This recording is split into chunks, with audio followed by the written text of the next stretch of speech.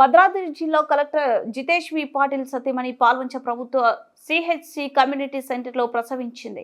ప్రభుత్వ వైద్యుల ప్రసవం చేయగా 12 మగబిడ్డకు ఆమె జన్మనిచ్చింది. ఏరియా ఆసుపత్రికి సంబంధించిన సీనియర్ శస్త్రచికిత్స నిపుణులు డాక్టర్ మారాజుధర, పిల్లల వైద్య నిపుణులు డాక్టర్ రాజశేఖర్ పాల్గొన్నారు. కలెక్టర్ సతీమణి గర్భవతిగా ఉన్నప్పటి నుంచి పాల్వంచ ప్రభుత్వ ఆసుపత్రిలోనే వైద్య సేవలను పొందుతుంది. ప్రతి నెల క్రమం తప్పకుండా ప్రభుత్వ ఆసుపత్రిలోనే వైద్య పరీక్షలు నిర్వహించుకుంది.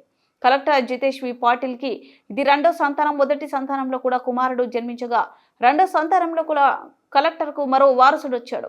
వైద్యులతో ఒక తండ్రిగా కలెక్టర్ ఆనందాన్ని పంచుకున్నారు. ప్రభుత్వ ఆసుపత్రిలోని వైద్య సేవలు పొందాలన్న సర్కారు ఆలోచన విధానాలను భద్రాద్రి జిల్లా కలెక్టర్ కూడా తూచా తప్పకుండా పాటించారు. ప్రభుత్వ ఆసుపత్రిలోని వైద్య సేవలు పొందాలన్న ఆలోచన విధానంలో భద్రాద్రి జిల్లా కలెక్టర్ పలువురికి ఆదర్శంగా నిలిచాడు.